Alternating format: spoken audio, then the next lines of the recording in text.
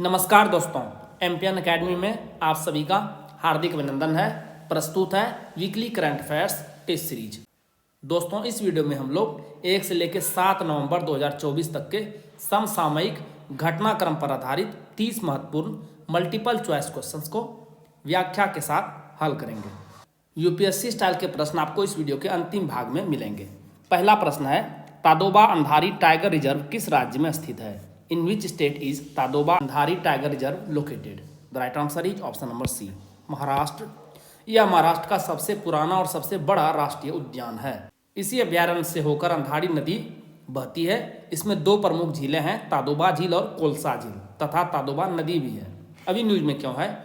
उड़ीसा सरकार द्वारा Tadoba Andhari tiger reserve से एक बाघिन को उड़ीसा के सिमलीपाल टाइगर रिजर्व में स्थानांतरित किया गया। इस स्थानांतरण का उद्देश्य सिमलीपाल के बाघों की आनुवंशिकी में विविधता को बढ़ाना है, जहां बाघों की कम संख्या के कारण इनमें अंतः प्रजनन को लेकर चिंताएं व्याप्त हैं। हरित श्रेय कार्यक्रम के तहत पर्यावरण जहाज सूचकांक में सूचीबद्ध पहला भारतीय पत्तन कौन बन गया है? Which has become the first Indian port to be listed in the Environment Ship Index under the Green Credit Program?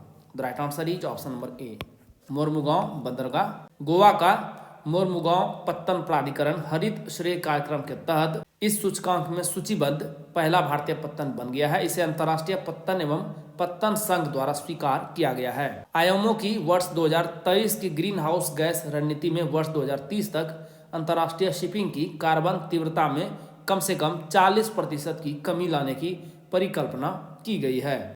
Mahadayi वन्यजीव अभ्यारण्य किस राज्य में स्थित है? In which state is Mahadei wildlife sanctuary located? The right answer is option number A, Goa. यह उत्तरी गोवा और बेलगावी के बीच स्थित चोरला घाट के पास स्थित है। इसकी सीमा महाराष्ट्र और कर्नाटक दोनों से लगती है। इसी अभ्यारण्य से होकर महादेई नदी बहती है। अभी न्यूज में क्यों है? इस अभ्यारण्य में 2020 के बाद पहली बार एक वयस्क बाघिन और 3 शावकों को देखा गया है। गोवा में मोलेम राष्ट्रीय उद्यान जैसे अन्य संरक्षित क्षेत्रों के साथ साथ महादेई पश्चिमी घाट का हिस्सा है। यह क्षेत्र विश्व की सबसे बड़ी बाघ आबादी की मेजबानी के लिए विश्व स्तर पर प्रसिद्ध है। यह अभ्यारण्य वन्यजीव गलियारों के नेटवर्क में महत्वपूर्ण भूमिका निभाता है, जो सह्याद्री टाइगर रिजर्व महाराष्ट्र और काली टाइगर रिजर्व कर्नाटक में बाघों की आबादी को जोड़ता है। भारत के पहले बायो मैन्युफैक्चरिंग इंस्टीट्यूट का उद्घाटन कहाँ किया गया है? Where has India first bio manufacturing institute been inaugurated? The right answer is option number A, Mohali. Mohali Punjab में भारत के पहले bio manufacturing institute BRIC national agri food bio manufacturing institute का उद्घाटन किया गया। कृषि तकनीक नवाचारों में सुधार करने के उद्देश्य से जैव प्रौद्योगिकी और जैव प्रसंस्करण की दक्षता का संयोजन करते हुए इस संस्थान का गठन राष्ट्रीय कृषि खाद्य जैव प्रौद्योगिकी संस्थान तथा नवोन्मेषी एवं अनुप्रयुक्त जैव प्रसंस्करण केंद्र का संविलन करके किया गया है। एशिया प्रशांत जलवायु रिपोर्ट 2024 के अनुसार उच्च ग्रीन हाउस गैस उत्सर्जन के तहत इस क्षेत्र में 2070 तक GDP में कितने प्रतिशत की कमी देखी जा सकती है? According to the Asia Pacific Climate Report 2024, under the higher greenhouse gas emissions, the region could see a GDP decline of what percent by 2070? The right answer is option number B, 17%। एशियाई विकास bank द्वारा जारी इस report में Asia प्रशांत क्षेत्र पर जलवायु परिवर्तन के गंभीर आर्थिक प्रभावों पर प्रकाश डाला गया है। उच्च ग्रीन हाउस गैस उत्सर्जन के तहत वर्ष 2100 तक यह आंकड़ा 41% तक बढ़ सकता है। भारत में 2070 तक GDP में 24.7% तक की गिरावट आ सकती है। बांग्लादेश में संभावित गिरावट है 30.7%।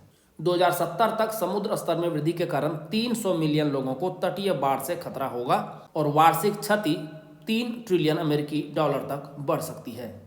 यदि आप 70वीं BPSC के लिए करंट अफेयर्स का PDF प्राप्त करना चाहते हैं तो इसके बारे में जानकारी यहाँ दी जा रही है। लेकिन आइए इससे पहले जानते हैं कि एमपीएन एकेडमी ऐप ही क्यों, क्योंकि हमने करके दिखाया है। दोस्तों, सबसे पहले हमने करंट अफेयर्स का PDF कोर्स लॉन्च किया था। 66वीं BPSC प्रीलिम्स एग्जाम में कुल 36 प्रश्न टैली हुए थे करंट अफेयर्स। बिहार SI की परीक्षा हुई थी 2021 में, क्योंकि उस साल बीपीएससी का कोई एग्जाम हुआ ही नहीं था, तो दोनों शिफ्ट मिला के 31 क्वेश्चंस टैली हुए थे। 67वीं बीपीएससी प्रीलिम्स 2022 जो कि कैंसिल हो गया था और फिर उसका री एग्जाम हुआ था, दोनों मिला करके 59 क्वेश्चंस टैली हुए थे। बीपीएससी सीडीपीओ प्रारंभिक परीक्षा हुई थी 2022 में, तो उसमें भी 30 प्रश्न टैली हुए थे। तो आपने देखा कि on an average 30 questions tally हो रहे हैं करंट अफेयर्स से सिर्फ। उसके बाद 2023 में हमने diamond static GK test series course launch किया करंट अफेयर्स के अलावे, तो परफॉर्मेंस 30 से बढ़ करके ऑलमोस्ट 45 हो गया है 68वीं और 69वीं में। तो आपने देखा 4 साल 6 exam, consistency at its best. इस बार हमने लॉन्च किया है एनसीईआरटी टेस्ट सीरीज सबसे पहले, और अब आ गया है डायमंड स्टैटिक जीके नोट्स भी, यानी प्रीलिम्स के लिए फुल कोर्स रेडी है हमारा। तो इस बार का 70वीं बीपीएससी का प्रीलिम्स का टारगेट रहेगा 120 आउट ऑफ 150। 120 प्रश्न टैली होते हुए दिखाई पड़ेंगे आपको, और इसीलिए हमने इस बार लॉन्च किया है मिशन 120। दोस्तों इस एग्जाम्स में जितने भी प्रश्न टैली हुए हैं, यहाँ पर जो आंकड़ा दिया गया है, इसकी आप वीडियो हमारे एमपीएन अकेडमी के यूट्यूब चैनल और टेलीग्राम पेज पर भी मिल जाएगा सारा। ये वीडियो जरूर देखें, इससे आपको पता चलेगा कि प्रश्न किस प्रकार से आते हैं और आपको एमपीएन अकेडमी का यूज कैसे करना है बेटर वे में। दोस्तों इस मिशन में 3 भाग हैं। सबसे पहले करंट अफेयर्स का पीडीएफ जो कि सबसे पहले कोर्स लॉन्च हुआ था, वो अभी भी चल रहा है। उसके बाद है डायमंड स्टैटिक जीके नोट्स यानी डीएसजी नोट्स, स्टैटिक पोर्शन का कंप्लीट कवरेज, और टेस्ट सीरीज 2 प्रकार के हैं, एनसीईआरटी टेस्ट सीरीज और diamond static GK test series. तो यदि आप तीनों कवर करते हैं तो हमारा सब मिलाकर के होता है मिशन 120, यानी एक ही लक्ष्य है 70वीं बीपीएससी प्रीलिम्स एग्जाम में 150 में से 120 प्रश्न टैली कराना। सबसे पहले करंट अफेयर्स, साल भर के करंट अफेयर्स को आप यानी 1 ईयर ऑफ करंट अफेयर्स का सिस्टमेटिक रिवीजन कर सकते हैं केवल 18 घंटों में। आइए अब बात करते हैं newly launched diamond static GK notes की। सब्जेक्ट वाइज पीडीएफ नोट्स आपको मिलेंगे दोस्तों। और ये क्या है पीडीएफ नोट्स? इस पीडीएफ नोट्स में दोस्तों आपको एनसीईआरटी और स्टैंडर्ड बुक्स दोनों को मिला करके एक निचोड़ प्रस्तुत किया गया है। फैक्ट्स तो सारे मिलेंगे ही मिलेंगे, कंसेप्ट भी मिलेंगे। इसमें diagram, flow chart, pictures, tables और वन लाइनर्स सबका बेहतरीन आपको इस्तेमाल दिखेगा। आपको अलग से कोई भी नोट्स बनाने की जरूरत नहीं है। इसे आप स्टडी कीजिए और फास्ट टाइम में इसका रिवीजन कीजिए, है ना कमाल। इस प्रकार का कंटेंट आपको मार्केट में और ऑनलाइन कहीं भी उपलब्ध नहीं मिलेगा। अब आपने स्टडी तो कर ली है, इसका प्रैक्टिस भी तो जरूरी है। तो इसके लिए हमारे पास 2 तरह के टेस्ट सीरीज हैं, एक है एनसीईआरटी टेस्ट सीरीज और एक है diamond static GK test series. ये पीडीएफ नोट्स और टेस्ट सीरीज आपको मिलेगा कैसे? सबसे पहले आप MPN academy app Google Play Store पर चले जाएंगे, उसे डाउनलोड कर लेंगे। आपको इस प्रकार का लोगो दिखेगा, ओटीपी डाल करके स्टोर सेक्शन में चले आएंगे। वहाँ पर जा करके आप कोर्स चुनिए। जैसे ही कोर्स पर क्लिक करेंगे, वहाँ पर नीचे आपको दिखेगा आई एम इंटरेस्टेड का एक बटन। वहाँ जैसे ही क्लिक करेंगे तो आपको पेमेंट का लिंक उपलब्ध हो जाएगा आपके मैसेज में, और व्हाट्सएप पर भी लिंक आ जाएगा। वहाँ पर जाके शुल्क का भुगतान कर दीजिए। एमपीएन अकेडमी ऐप के कंटेंट सेक्शन में आपको कोर्स उपलब्ध हो जाएगा। वर्ष 2023-24 के लिए नीति आयोग की एसडीजी भारत सूचकांक रिपोर्ट में कौन सा राज्य शीर्ष पर है? Which state top the Niti Aayog SDG India index report for the year 23-24? The right answer is option number B, Kerala और उत्तराखंड। नीति आयोग के एसडीजी इंडिया इंडेक्स 2023-24 में केरल और उत्तराखंड दोनों ने 79 अंक हासिल किए और टॉप पर रहे। बिहार का प्रदर्शन सबसे खराब रहा है, इसमें बिहार को केवल 57 अंक प्राप्त हुए हैं। यह सूचकांक 16 सतत विकास लक्ष्यों में 113 संकेतकों पर राज्यों और केंद्र शासित प्रदेशों की प्रगति का मूल्यांकन करता है। भारत द्वारा asset recovery inter agency network Asia Pacific की अध्यक्षता किस वर्ष की जाएगी? India will take over the presidency of the asset recovery inter agency network Asia Pacific in the right answer is option number C, 2026 में। भारत इस दौरान नेटवर्क की वार्षिक आम बैठक यानी एजीएम की भी मेजबानी करेगा। प्रवर्तन निदेशालय ईडी के प्रतिनिधित्व वाले भारत को asset recovery inter agency network Asia Pacific की संचालन समिति में शामिल किया गया है। यह G20 ढांचे के अंतर्गत भारत की प्राथमिकताओं के अनुरूप विशेष रूप से भगोड़े आर्थिक अपराधियों से निपटने एवं संपत्ति की वसूली के 9 सूत्रीय एजेंडे के संबंध में है। इसके सचिवालय की भूमिका कोरियाई सर्वोच्च अभियोजक कार्यालय द्वारा संभाली जाती है। प्रथम एशियाई बौद्ध शिखर सम्मेलन का आयोजन कहाँ किया गया? Where was the first Asian Buddhist summit organised?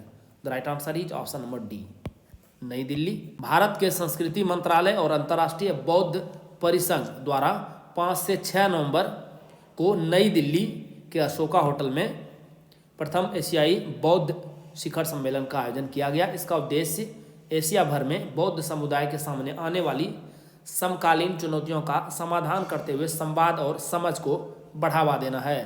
Theme क्या थी इसकी? एशिया को मजबूत करने में बुद्ध धम्म की भूमिका। भारत एशिया को जोड़ने वाला धम्म सेतु है शीर्षक से एक विशेष प्रदर्शनी में एशिया भर में बौद्ध धर्म के प्रसार में भारत की भूमिका पर प्रकाश डाला गया। इसमें मुख्य अतिथि के रूप में राष्ट्रपति द्रौपदी मुर्मू शामिल हुई। भारत द्वारा किस वर्ष होने वाले ओलंपिक खेलों की मेजबानी करने संबंधित आशय पत्र सौंपा गया है? India has submitted a letter of intent to host the Olympic games in which year? The right answer is option number B, 2036। भारतीय ओलंपिक संघ द्वारा वर्ष 2036 में होने वाले ओलंपिक खेलों की मेजबानी करने की देश की इच्छा व्यक्त करने से संबंधित आशय पत्र अंतर्राष्ट्रीय ओलंपिक समिति को सौंपा गया है। भारत का आशय पत्र आईओसी की स्थिरता नीति के अनुरूप है, जो लागत कम करने और कार्बन उत्सर्जन को कम करने के लिए मौजूदा बुनियादी ढांचे के उपयोग तथा नए निर्माण को प्रोत्साहित करना है। केवल 3 एशियाई देशों ने ही अब तक ओलंपिक की मेजबानी की है। 3 देश कौन कौन से हैं? चीन, दक्षिण कोरिया और जापान। आप कमेंट बॉक्स में लिखिए कि 2028 और 2032 का ओलंपिक खेल कहाँ कहाँ आयोजित किया जा रहा है।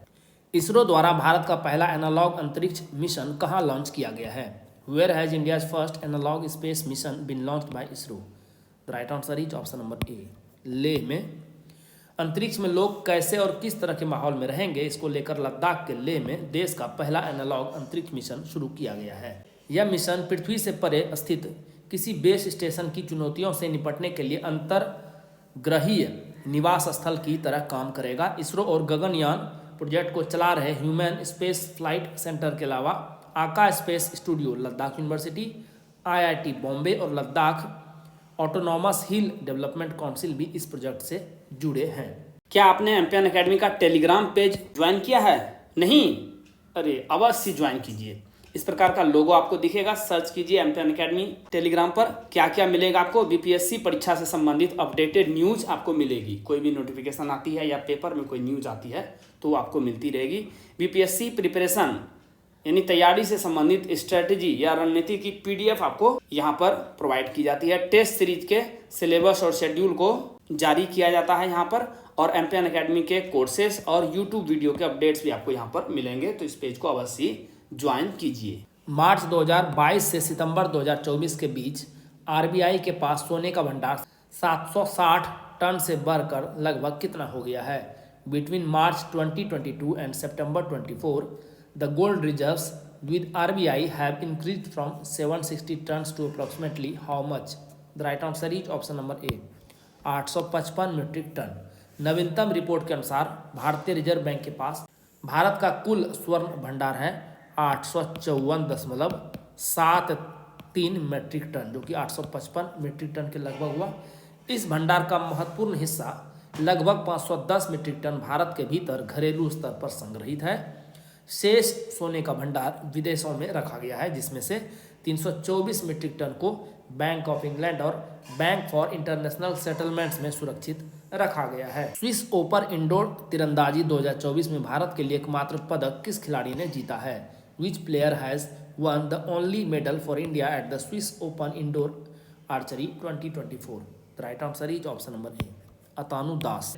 अतानु ने स्विट्जरलैंड के थॉमस रूफर को 6-4 से हराकर रिकर्व पुरुष स्पर्धा में कांस्य पदक जीता। सेमीफाइनल में दास को फ्रांस के रोमन फिचेट्स ने हराया था, जिसने इस टूर्नामेंट में रजत पदक जीता। इटली के एलेसैंड्रो पाओली ने स्वर्ण पदक जीता। अंतर्राष्ट्रीय सौर गठबंधन के तीसरे महानिदेशक के रूप में किसे चुना गया है? Who has been elected as the third director general of the international solar alliance? The right answer is option number C, Ashish Khanna. Bharat के आशीष खन्ना ने अजय माथुर का स्थान लिया है। नई दिल्ली में 7वीं ISA असेंबली में यह घोषणा की गई। ISA की 7वीं सभा 5 अक्टूबर 2024 को नई दिल्ली के भारत मंडपम में आयोजित की गई थी। ISA का उद्देश्य 2030 तक सौर ऊर्जा में $1 ट्रिलियन का निवेश जुटाना है। भारत के प्रधानमंत्री नरेंद्र मोदी ने साल 2015 में पेरिस में COP21 में इंटरनेशनल सोलर अलायंस की शुरुआत की थी। 2024 से 2026 तक 2 साल के कार्यकाल के लिए अंतर्राष्ट्रीय सौर गठबंधन के अध्यक्ष के रूप में किस देश को चुना गया है? Which country has been elected as the president of the International Solar Alliance for a 2-year term from 24 to 26? The right answer is option number A, Bharat. Bharat को अध्यक्ष और फ्रांस को सह-अध्यक्ष के रूप में चुना गया। यह एक अंतर्राष्ट्रीय संगठन है जिसमें 120 से ज़्यादा सदस्य और हस्ताक्षरकर्ता देश हैं। इसका हेडक्वार्टर हरियाणा के गुरुग्राम में है। 5वां संयुक्त सैन्य अभ्यास विनबैक्स का आयोजन किस राज्य में किया गया? In which state was the 5th joint military exercise Winbacks organized? The right answer is option number A, Haryana. Vietnam भारतीय द्विपक्षीय सेनाभ्यास विनबैक्स 2024 अंबाला में शुरू हुआ। यह अभ्यास 4 से 23 नवंबर तक हरियाणा के अंबाला और चंडी मंदिर में आयोजित किया गया। चंडी मंदिर हरियाणा के पंचकुला जिले में स्थित भारतीय सेना की एक सैन्य छावनी है। यह छावनी शिवालिक पहाड़ियों की तलघटी में घग्गर नदी के किनारे बसी है। किस भाषा की film sunflower were the first ones to know ने लाइव एक्शन शॉर्ट फिल्म श्रेणी में 2025 ऑस्कर में अपना स्थान पक्का किया है? Which language film sunflower were the first ones to know has confirmed its place at the 2025 Oscars in the live action short film category? The right answer is option number D, ये कन्नड़ भाषा की film है। भारतीय film और television संस्थान द्वारा निर्मित एवं चिदानंद एस नायक द्वारा निर्मित इस कन्नड़ लघु फिल्म को कान फिल्म फेस्टिवल में ला सिनेप सिलेक्शन में पहला पुरस्कार मिला था। यह film Bengaluru international short film festival में भी जीत चुकी है। NTPC ने किस कंपनी के साथ मिलकर नवीकरणीय और नई ऊर्जा पहल को बढ़ावा देने के लिए एक संयुक्त उद्यम कंपनी ज्वाइंट वेंचर कंपनी बनाने के लिए साझेदारी की है? NTPC has partnered with which company to form a joint venture company JVC to promote renewable and new energy initiatives? The right answer is option number D, ONGC। NTPC और ONGC ने अपनी सहायक कंपनियों NTPC ग्रीन एनर्जी लिमिटेड और ONGC green energy limited के माध्यम से नवीकरणीय और नई ऊर्जा पहल को बढ़ावा देने के लिए एक 50-50 संयुक्त उद्यम कंपनी यानी JVC बनाने की साझेदारी की है। दोनों कंपनियों का 50-50% स्टेक होगा। अमेरिकी राष्ट्रपति चुनाव 2024 में डोनाल्ड ट्रंप को कितने इलेक्टोरल वोट मिले? How many electoral votes did Donald Trump get in the US presidential election 2024? The right answer is option number C, 312। यहाँ देख सकते हैं 312 मिला है डोनाल्ड ट्रंप को और कमला हैरिस को मिला है केवल 226। डोनाल्ड ट्रंप ने USA में 47वें राष्ट्रपति के रूप में जीत दर्ज की है। 312 वोटों के साथ इसने आवश्यक 270 वोटों की सीमा को पार कर लिया। 2024 के अमेरिका के चुनाव 5 नवंबर को हुए थे। पूर्व रिपब्लिकन राष्ट्रपति डोनाल्ड ट्रंप ने लगातार दूसरे कार्यकाल की मांग करते हुए मौजूदा डेमोक्रेटिक उपराष्ट्रपति कमला हैरिस को हराया। रिपब्लिकन ने सीनेट पर भी नियंत्रण हासिल कर लिया और प्रतिनिधि सभा पर संकीर्ण नियंत्रण रखा। तो यह 2016 के बाद पहली बार सरकारी ट्राइफेक्ट्रा हुआ। अमेरिकी संविधान के अनुसार किसी भी व्यक्ति को अधिकतम 2 बार राष्ट्रपति चुना जा सकता है। ट्रंप 1897 में ग्रोवर क्लीवलैंड के बाद एक सदी से भी अधिक समय में गैर लगातार कार्यकाल हासिल करने वाले दूसरे अमेरिकी राष्ट्रपति बनने वाले हैं। विश्व मुक्केबाजी महासंघ का सुपर फेदरवेट विश्व खिताब किस भारतीय ने जीता है? Which Indian has won the world boxing federations super featherweight world title? The right answer is option number D, Mandeep Jangra. Mandeep ने केमन आइलैंड्स में हुए मुकाबले में ब्रिटेन के कोनेर मैकिंटोश को 10-0 से हराया। इस जीत के साथ ही मनदीप किसी भी प्रो बॉक्सिंग प्रतियोगिता श्रेणी में विश्व चैंपियन बनने वाले पहले भारतीय मुक्केबाज बने। अफ्रीकी देश बोत्सवाना के नए राष्ट्रपति कौन चुने गए हैं? Who has been selected the new president of the African country Botswana? The right answer is option number B, Duma Boko. Duma Boko umbrella for democratic change के राष्ट्रपति पद के उम्मीदवार थे। वह 2010 में बोत्सवाना नेशनल फ्रंट के नेता बने थे। वह 2014 से 19 तक नेशनल असेंबली में विपक्ष के नेता के रूप में भी कार्य कर चुके हैं। निवर्तमान राष्ट्रपति मासीसी ने हार स्वीकार कर ली है। हीरों से समृद्ध इस दक्षिण अफ्रीकी राष्ट्र में 1966 से BDP का शासन रहा है। भारत के नए रक्षा सचिव कौन है? Who is the new defence secretary of India? The right answer is option number D, Rajesh Kumar Singh. Kerala cadre के 1989 बैच के IAS अधिकारी राजेश कुमार सिंह ने 1 नवंबर को रक्षा सचिव का पदभार संभाला। इससे पहले वे वाणिज्य और उद्योग मंत्रालय के उद्योग और आंतरिक व्यापार संवर्धन विभाग के सचिव थे। राजेश ने आंध्र प्रदेश कैडर के 1988 बैच के IAS अधिकारी गिरिधर अरमाने का स्थान लिया है। प्रधानमंत्री की आर्थिक सलाहकार परिषद EAC-PM के अध्यक्ष कौन थे जिनका निधन हाल ही में हो गया है? Who was the chairman of the Economic Advisory Council to the Prime Minister EAC-PM who passed away recently?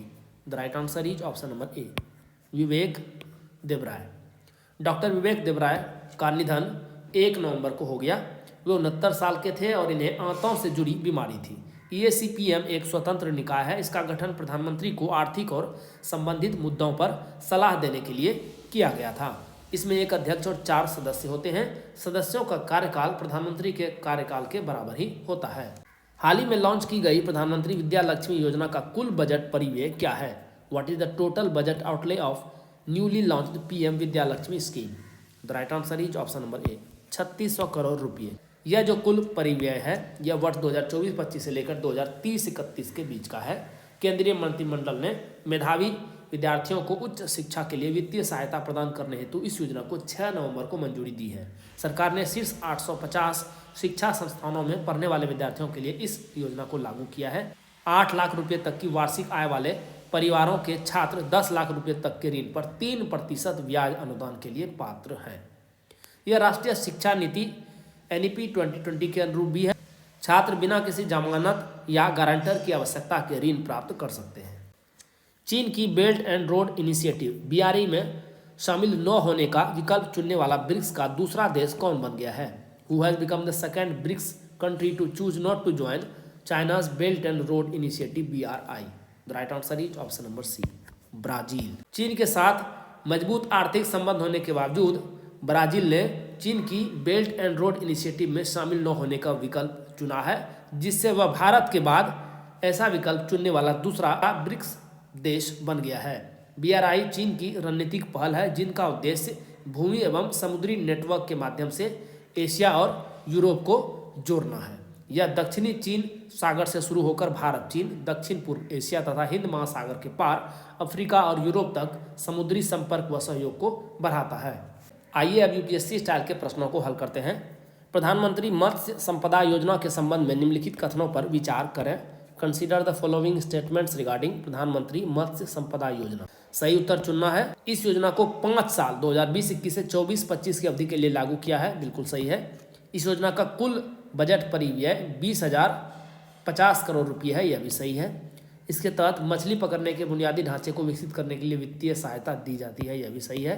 इसका लक्ष्य 2025 तक भारत के समुद्री शैवाल उत्पादन को 1.12 मिलियन टन से अधिक तक बढ़ाना है। यह भी सही है। सही जवाब हो जाएगा ऑप्शन नंबर डी, 1, 2, 3 और 4 चारों स्टेटमेंट सही है। इसमें समुद्री शैवाल की खेती को बढ़ावा देने के लिए तमिलनाडु में बहुउद्देशीय समुद्री शैवाल पार्क जैसी प्रमुख पहल शामिल है। न्यूज में भी क्यों है? केंद्र ने उच्च गुणवत्ता वाले बीज तत्व या जर्म प्लाज्म के आयात का समर्थन करने हेतु भारत में जीवित समुद्री शैवाल के आयात के लिए दिशा निर्देश जारी किए हैं। वैश्विक वृक्ष आकलन GTA के बारे में निम्नलिखित कथनों पर विचार करें। Consider the following statements about global tree assessment GTA। सही उत्तर चुनना है। 3 में से 1 से अधिक वृक्ष प्रजातियां विलुप्त होने के कगार पर है। बिल्कुल सही। IUCN रेड लिस्ट में प्रजातियों की IUCN ग्रीन स्टेटस शामिल है। यह भी सही है। ग्रीन स्टेटस ऑफ स्पीसीज की 9 श्रेणियां हैं। गलत, 9 श्रेणियां नहीं बल्कि 8 श्रेणियां हैं। जैसे जंगल में विलुप्त, गंभीर रूप से समाप्त, बड़े पैमाने पर समाप्त, मध्यम रूप से समाप्त, थोड़ा समाप्त, पूरी तरह से पुनः प्राप्त और गैर समाप्त और तथा अनिश्चित।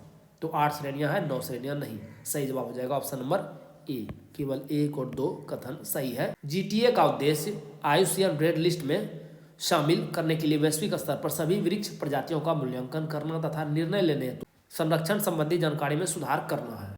अभी न्यूज में क्यों है?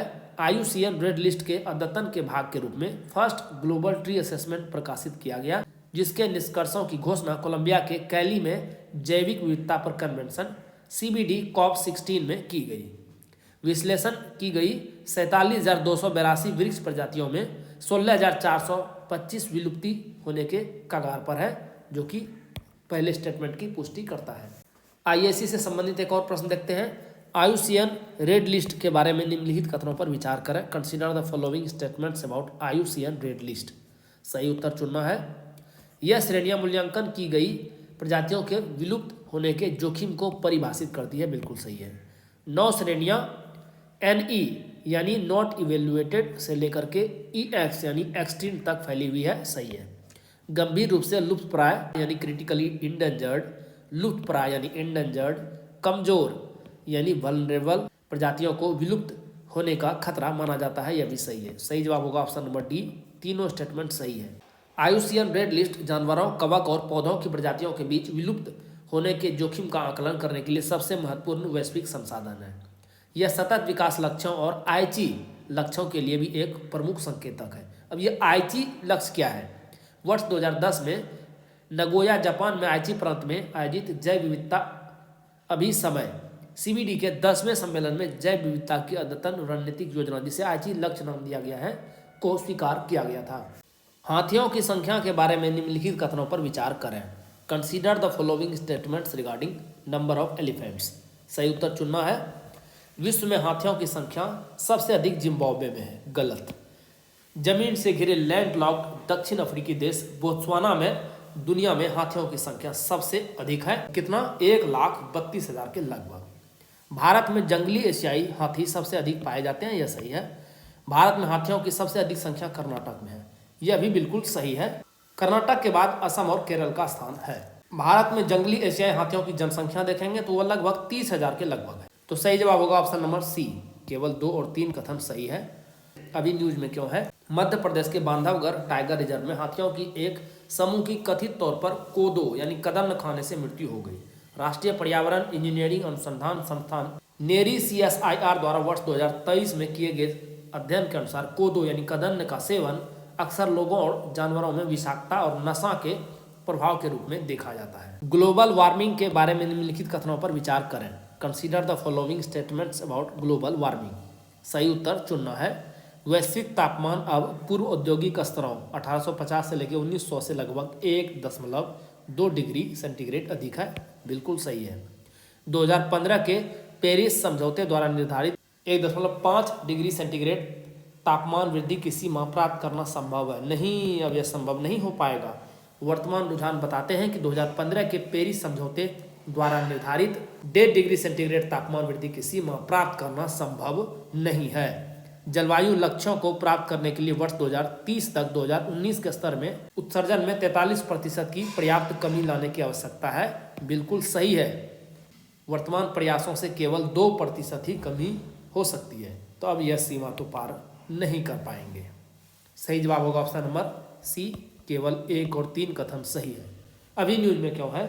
एक हालिया अध्ययन में प्रस्तावित किया गया है कि पृथ्वी के ऊपरी वायुमंडल में प्रतिवर्ष लाखों टन हीरे के चूर्ण का छिड़काव करने से ग्रह का तापमान 1.6 डिग्री सेंटीग्रेड कम हो सकता है, जिससे ग्लोबल वार्मिंग को कम करने में मदद मिलेगी। दोस्तों, जैसा कि बताया गया है, इस वीडियो लेक्चर का PDF आपको हिंदी और इंग्लिश दोनों भाषाओं में अलग अलग फुल डिस्क्रिप्शन के साथ एम्पियन एकेडमी ऐप पर प्राप्त होगा। इन PDF के सारे आप इस वीडियो लेक्चर को आसानी से 5 से 6 मिनट में रिवाइज कर पाएंगे, जिससे आपका बहुत सारा समय बचेगा, जिससे आप स्टैटिक पोर्शन पर खर्च कर सकते हैं और अपने टाइम को बेटर मैनेज कर सकते हैं। एम्पियन एकेडमी ऐप का लिंक आपको इस वीडियो के डिस्क्रिप्शन बॉक्स और पिन्ड कमेंट सेक्शन में मिल जाएगा। आइए अंतिम प्रश्न को हल करते हैं। भारतीय नौसेना की प्रमुख पहल महासागर के बारे में निम्नलिखित कथनों पर विचार कीजिए। Consider the following statements about Mahasagar, the flagship initiative of the Indian navy. इसका पहला संस्करण 29 नवंबर 2023 को लॉन्च किया गया था। बिल्कुल सही। यह पहल साल में एक बार आयोजित की जाती है। नहीं, एक बार नहीं बल्कि 2 बार आयोजित की जाती है वर्ष में। इसका पूरा नाम क्या है? फुल फॉर्म क्या है? Maritime heads for active security and growth for all in the region, यानी महासागर। सही है। सही जवाब होगा ऑप्शन नंबर सी। केवल 1 और 3 कथन सही है। अभी न्यूज में क्या है? तीसरे संस्करण का आयोजन किया गया। हिंद महासागर के 10 तटीय देश जैसे Bangladesh, Comoros, Kenya, Madagascar, Maldives, Mauritius, Mozambique, Seychelles, Sri Lanka और तंजानिया इसमें शामिल हुए। इसका विषय क्या था, थीम क्या था, हिंद महासागर क्षेत्र में आम समुद्री सुरक्षा चुनौतियों को कम करने के लिए प्रशिक्षण सहयोग। तो दोस्तों इसी के साथ साप्ताहिक करंट अफेयर्स टेस्ट सीरीज के इस संस्करण को समाप्त करने की आपसे इजाजत चाहूँगा। वीडियो देखने के लिए बहुत बहुत धन्यवाद। Thank you very much. जल्दी मिलते हैं अगले वीडियो में। All the best for your exam preparation.